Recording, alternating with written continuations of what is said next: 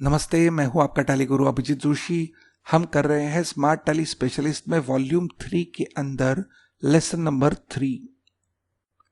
पिछले video lesson में हमने बात की थी टैली में प्री क्रिएटेड ग्रुप्स की, और हमने देखा था कि टैली में 28 प्री क्रिएटेड ग्रुप्स होते हैं। इस वीडियो लेसन से हम यह 28 प्री क्रिएटेड ग्रुप्स के बारे में जानेंगे। सबसे पहला है current assets. Current asset tally ERP 9 में एक प्राइमरी ग्रुप है जिसका कैटेगरी है एसेट्स। करंट एसेट्स को कभी कभी शॉर्ट टर्म एसेट भी बोला जाता है। टैली ERP 9 में बैंक अकाउंट्स नाम का एक सेकेंडरी ग्रुप है जो करंट एसेट्स इस ग्रुप के अंडर आता है। कंपनी का बैंक में अकाउंट, उदाहरण HDFC बैंक का लेजर, हम ग्रुप कर सकते हैं बैंक अकाउंट्स के अंडर। ये करंट एसेट है क्योंकि इसमें का बैलेंस बार बार चेंज होते जाता है, इसके लिए ये एक करंट एसेट हो गया। फिर है कैश इन हैंड। जब हम कंपनी क्रिएट करते हैं तो यह 28 ग्रुप अपने आप बन जाते हैं। उसके साथ एक कैश नाम का लेजर भी क्रिएट होता है। यह cash ledger cash in hand इस ग्रुप के अंडर होता है, और कैश के बैलेंसेस भी कम ज्यादा होते रहते हैं, इसके लिए वो भी हो गया एक करंट एसेट। अगर हम दो अलग अलग कैश मेंटेन करना चाहते हैं, उदाहरण कैश फैक्ट्री और कैश ऑफिस, तो यह कैश फैक्ट्री नाम का लेजर हम ग्रुप करेंगे कैश इन हैंड में। उसके बाद है group deposits assets. Smart tally specialist के वॉल्यूम 2 में हमने team work sales and services इस कंपनी में जो रेंट के ऊपर ऑफिस लिया था, शॉप लिया था, उसको रेंट पे लेने के पहले हमें डिपॉजिट भरना पड़ा। जब हम यह ऑफिस खाली कर देंगे तो हमें यह डिपॉजिट वापस मिल जाएगा।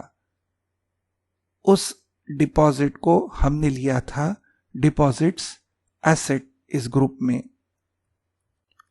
शॉर्ट टर्म डिपॉजिट्स के सारे लेजर्स हम डिपॉजिट्स एसेट इस ग्रुप के अंडर लेंगे। उसके बाद सेकेंडरी ग्रुप है जिसका नाम है loans and advances. Short term के लिए दिए गए लोन्स या एडवांस के सारे लेजर्स इस ग्रुप में डाले जाते हैं। इनमें बैलेंस कम देर रहेगा या बैलेंस चेंज होते जाएगा, इसके लिए यह भी एक करंट एसेट है। फिर है स्टॉक इन हैंड। जब हम गुड्स परचेस करते हैं और सेल करते हैं तो बचा हुआ माल, बचे हुए गुड्स की कोई कीमत होती है। इस कीमत को गिना जाता है स्टॉक इन हैंड के अंदर। अगर मैन्युफैक्चरिंग फर्म है तो रॉ मटेरियल स्टॉक अलग हो सकता है, कंज्यूमेबल्स का स्टॉक अलग हो सकता है, पैकिंग मटेरियल का स्टॉक अलग हो सकता है। तो हम एक लेजर बनाएंगे रॉ मटेरियल क्लोजिंग स्टॉक और उसको ग्रुप करेंगे स्टॉक इन हैंड नाम के ग्रुप के अंडर। उसके बाद सन्ड्री डेटर्स। हमारे सारे कस्टमर्स के लेजर्स सन्ड्री डेटर्स इस ग्रुप के अंडर हम डालते हैं, क्योंकि कस्टमर का बैलेंस ये कम ज्यादा होते रहता है और ज्यादा करके हमें कस्टमर से लेना है, पैसा हमारा कस्टमर्स के पास बाकी है, यानी वो हो गया करंट एसेट। उसके बाद हम डिस्कस करेंगे प्राइमरी ग्रुप जो है फिक्स्ड एसेट्स। करंट एसेट्स ये शॉर्ट टर्म होते हैं, पर फिक्स्ड एसेट्स ये लॉन्ग टर्म होते हैं। इनको कैश में जल्दी कन्वर्ट किया नहीं जाता है, यानी कि इनमें के बैलेंसेस शायद सालों साल चलते रहेंगे।